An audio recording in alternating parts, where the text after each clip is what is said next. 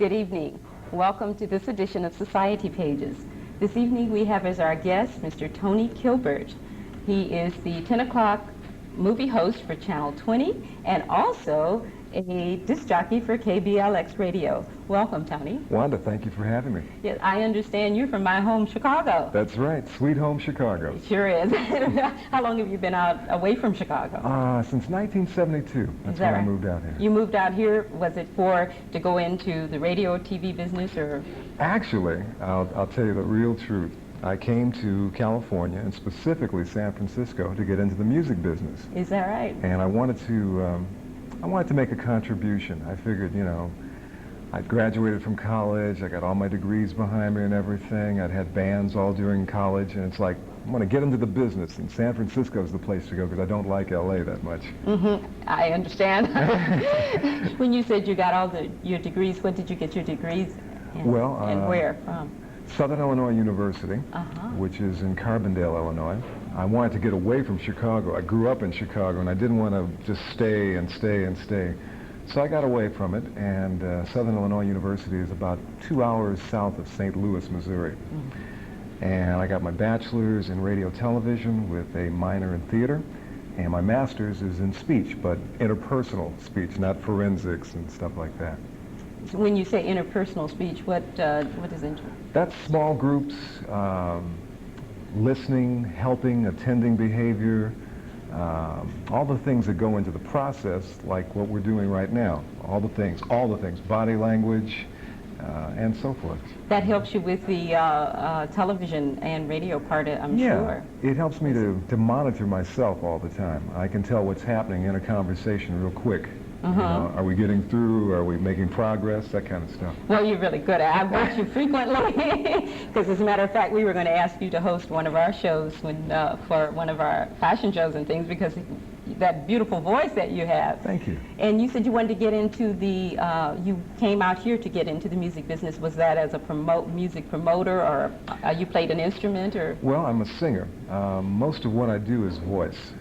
And what I wanted to do, now you can probably dig this, I wanted to have a band that was a combination of Santana and Pink Floyd.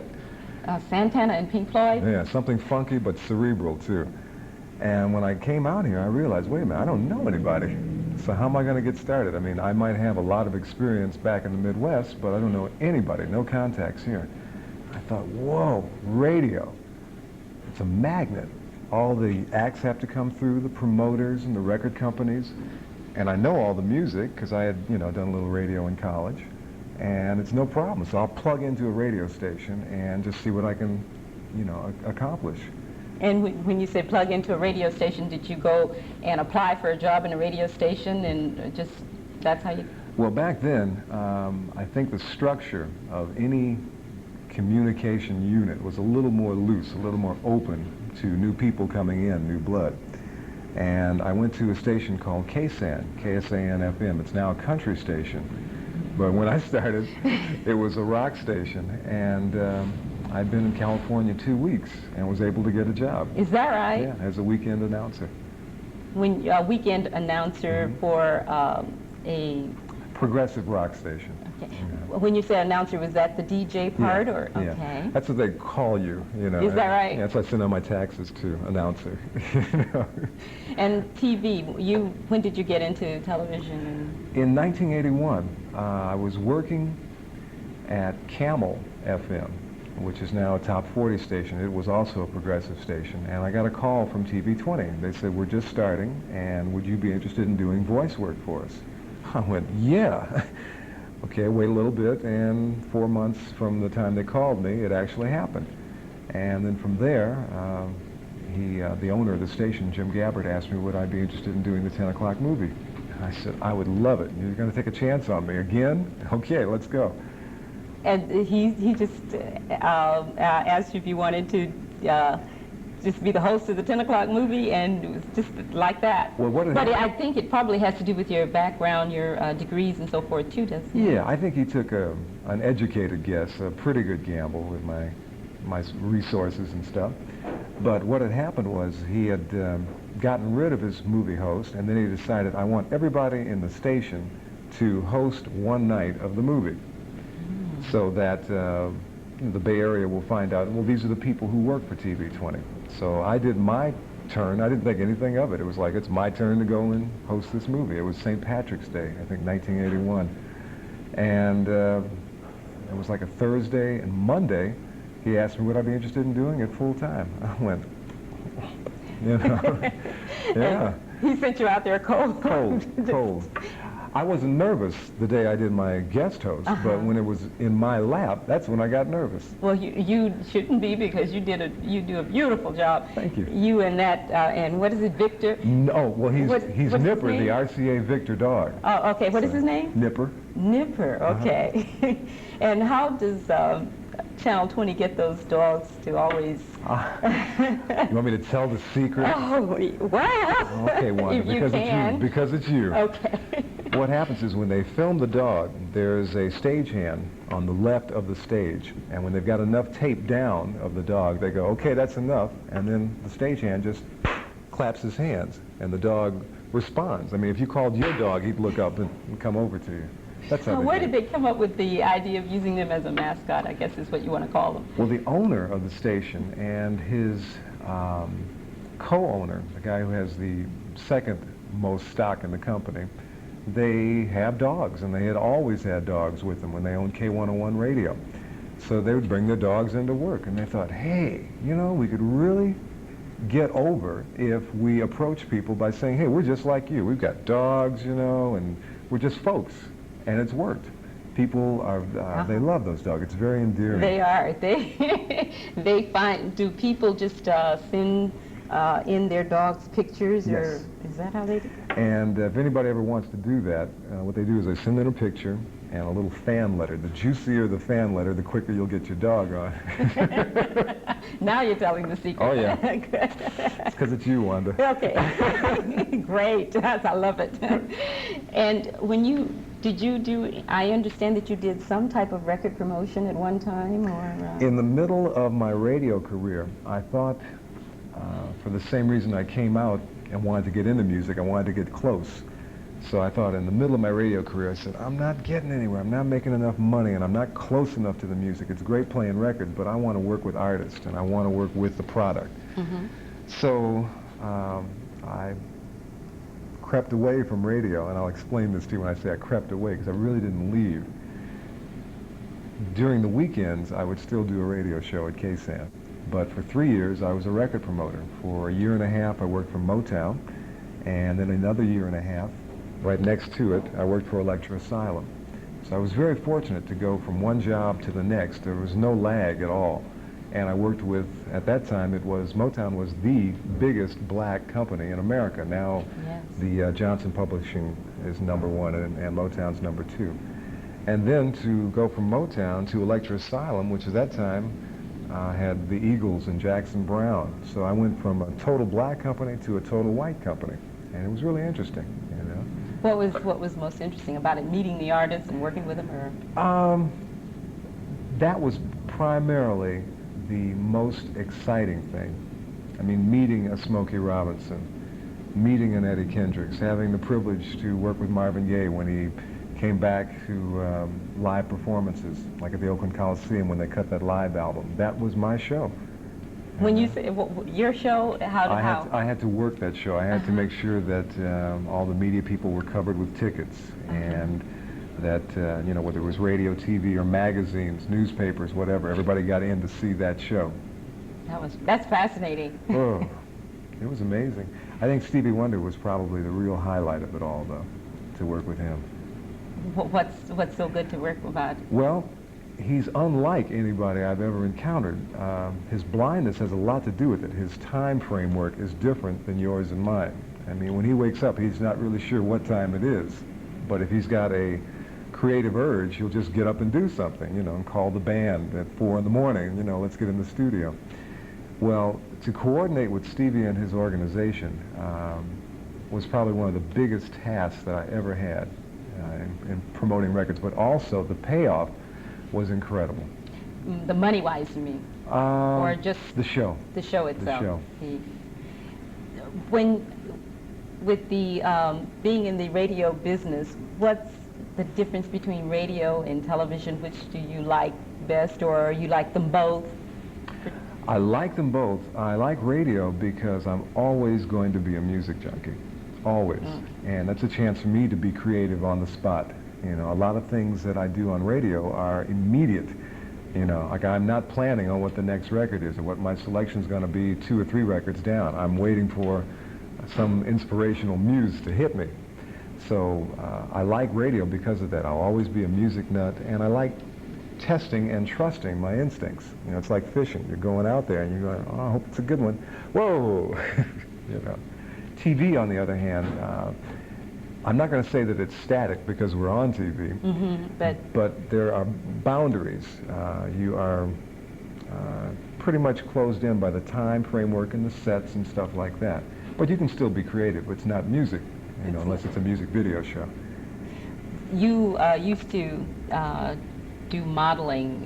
Is there? Do you still do any? Or? Modeling is very rough. I did a couple of Macy's ads, and I'm not. To be a good model, you have to hang out. It means you have to go to the parties. It means you have to bring coffee to people, you know, when you go to visit them. And after a while, I just couldn't do that. You know, I decided I want people to hire me or use me for me.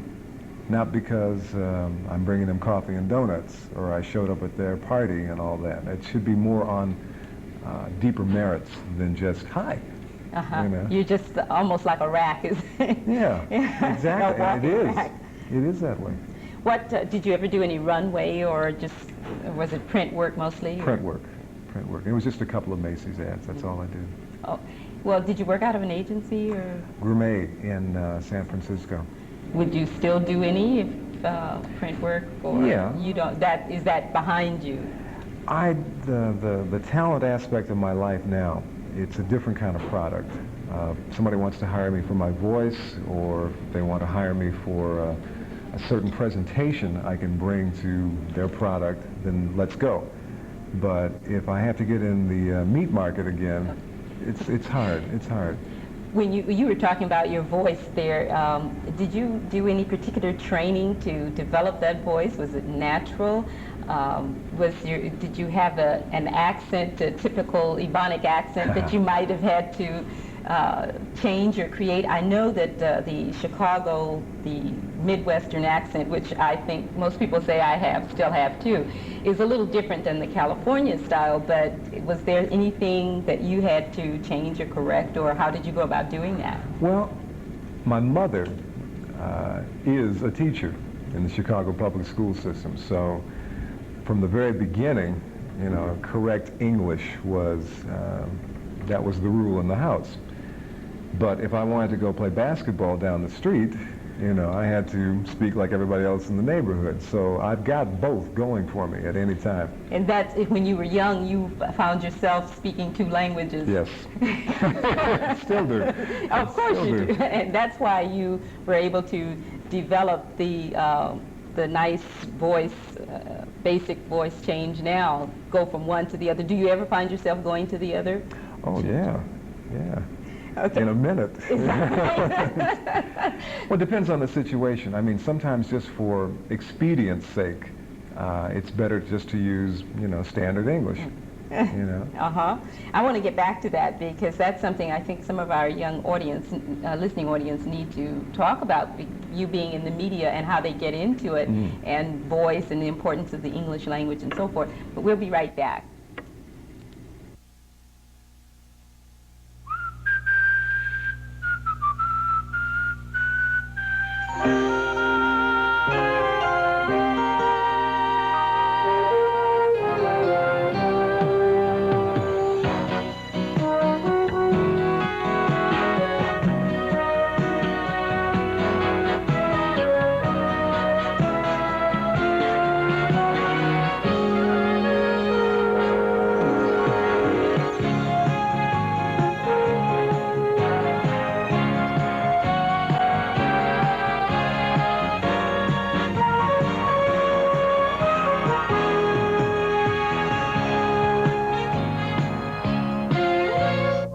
Spirit in the air. Find out how you can be part of it. Air Force, a great way of life.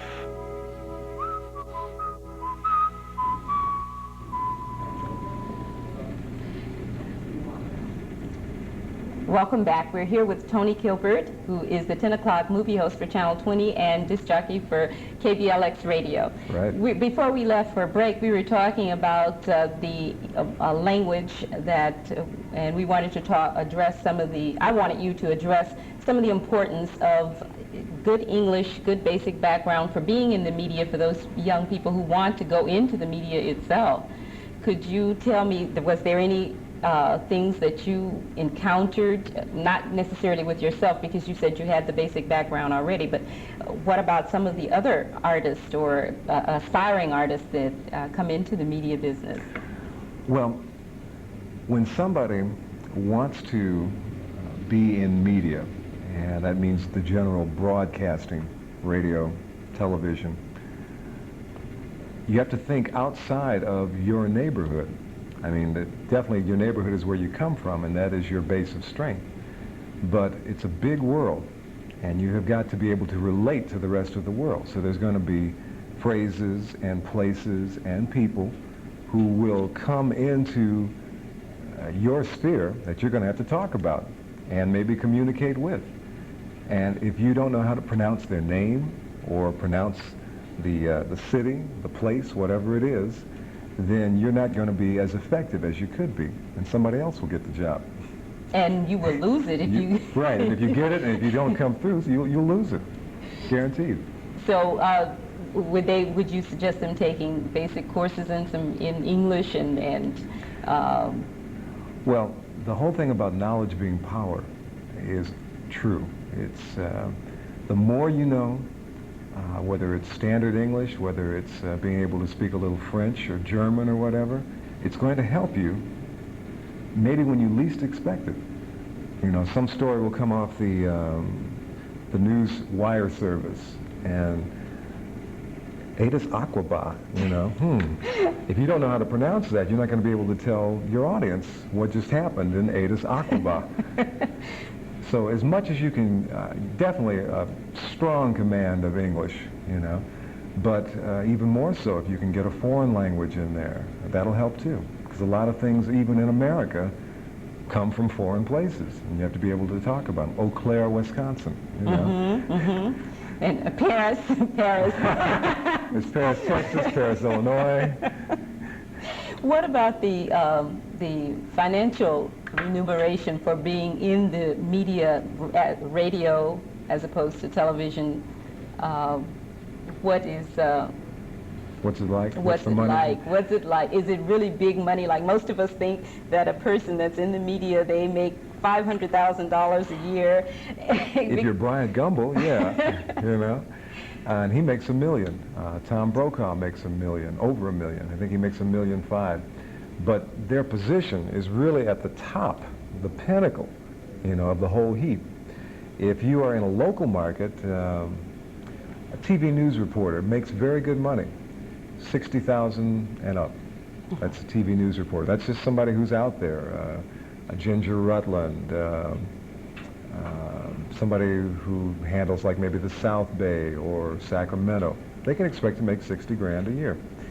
But you didn't get that job immediately. You had to start someplace else. Sacramento, Stockton, Reno, and it's considerably less money. Well, that's important to know, because some people think that, well, I'll go get my degree and I'll go and apply and I will immediately get one of those positions. And they, as you were saying, I went to a workshop, media workshop, and some of the people who had been in it a long time, they were saying what you were just saying, that you may start in the boonies, a town that you really don't want to live in, and get your practical experience and then move on up. In any phase, whether you are talent like a disc jockey or a reporter, or whether you are an engineer or a cameraman, you have got to start somewhere. It's very rare that you start in a major market unless you know somebody. You've got some strings that, you know, somebody will pull for you. Usually you have to start in a tertiary or a secondary market, you know, and then work your way up. The first word that you used? Tertiary. Okay. Is third. Okay. Instead of secondary, you know, you're a tertiary market. Okay. Just in case someone like me doesn't know what that means. So the money is there, but it sometimes can be cold days or... Oh, yeah, yeah. You have to expect right now, because there's a saturation of communications and broadcasting students who are flooding the market. Now, at the same time, the FCC, as you know, has opened up all these new stations, both TV and radio. So there's going to be a place for everybody, but right now, this interface is a little tight. You know, it will loosen up. And do you find the competition very stiff in that, I notice sometimes that you look one week and there's a newscaster or a disc jockey or whatever, and then they're over here the next week, or you don't know where they are the next week. Where'd they go? Yeah. Where did they go? How does that, they must really love it. Well, you got to understand, sometimes what you see and what you hear from the media, if you're listening to the radio or if you're watching TV, that is the tip of the iceberg again. What you're seeing is just the surface. Now, below the surface, you've got politics with internal politics. You know, maybe it's a chain kind of political situation too, so that can affect you as well. Also, the jobs that are not on screen per se or on the air per se, they're money-making positions. Oh. But I think we don't know about them. I don't think we recognize them. Or did you ever do any of that background? No, I've always wanted to be talent because that's just the way I was raised. You know, not to necessarily be a performer, but that's just something that I've always been able to do. Is the talent part of it? But if anybody, I really think we should bring this up. If you look at the credits of any show, there are so many more people who are technicians than the actual performers who are talent. And they make just as good the money, if not more, because they work steady. They have a 9 to 5. Right.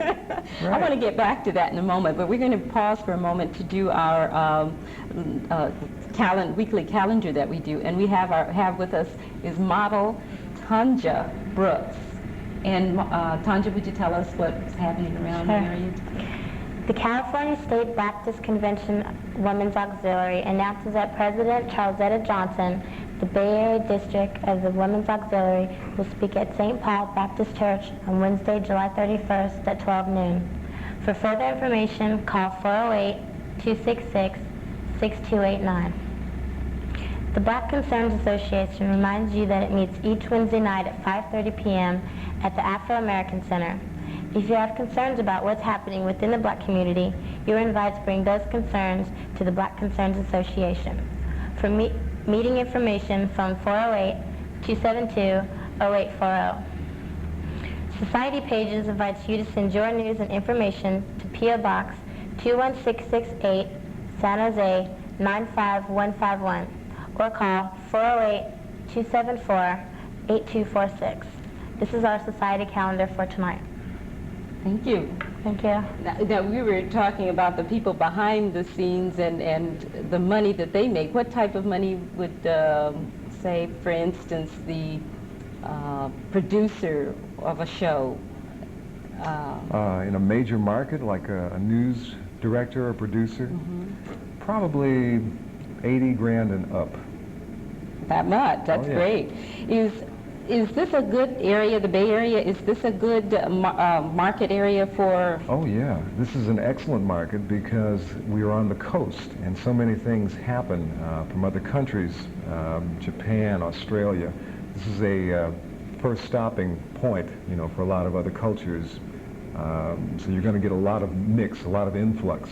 Plus, the agricultural number in California is immense.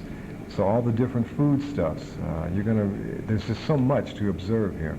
Plus you have your entertainment centers too, you know, in Los Angeles and San Francisco. And so that's beginning to change, as you were saying. San Francisco is becoming one of the entertainment. They're doing a lot of movies, I noticed, here in our area. So that's going to pick up for some of our artists who are in the acting part of it, which... Even those who want to just be extras. You know? Exactly. So one of the final, is there anything final? You know what, I want you to tell me for the final wrap-up, how would a young man go about getting into it now, do you suggest that he go and get a degree? Is a degree, a college degree, necessary or mandatory for you to get in the media business? No, but knowledge is leverage. Knowledge is power. So if you get that degree, hopefully you will have received the education that goes along with it. And the longer you can stay in school, the better. I was able to go for 6 years straight. You know, I'm not going back to school until I'm 40 after that. But the longer you can stay in, the more you can learn, the more that's going to help you later on. If you're going to be a broadcaster, you've really got to have a broad base, because there are phrases and places and people, and the more that you know, the more you're going to be able to relate to those phrases and people and places. You know, and the better your presentation. What schools around here are really good for the media type of...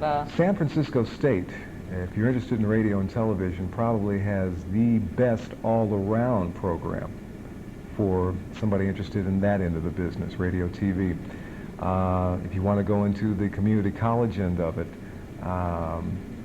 City College, and I also don't want to forget San Jose State. Oh, yes. You know, they're really strong with their department, too. And how does it feel to be such a known personality? Does it... I'm just me. Are you? It's a job, and I will never lose that perspective. That's another thing I should probably get out there. What people see, again, they think, oh, you're this and you're that. No, I'm doing a job. It's my J.O.B. My J.O.B. is to be a particular kind of talent, you know, and I enjoy it. Do you find yourself sometimes having to get away from the crowd? Oh, yes. And be alone? People think I'm into parties all the time, and I'm here and I'm there, and in truth, I'm really very shy. I'm very much a loner. You wouldn't think I'd be in this business, but, you know, I like facilitating. I like making things happen. Tony, it's been really wonderful having you here. I look forward to you hosting one of our shows later. I'm there. If you want me, call me. Oh, great. Thank you for being with us. Thank you, Wanda. And thank you, Tanja. Welcome. And we'll see you next week.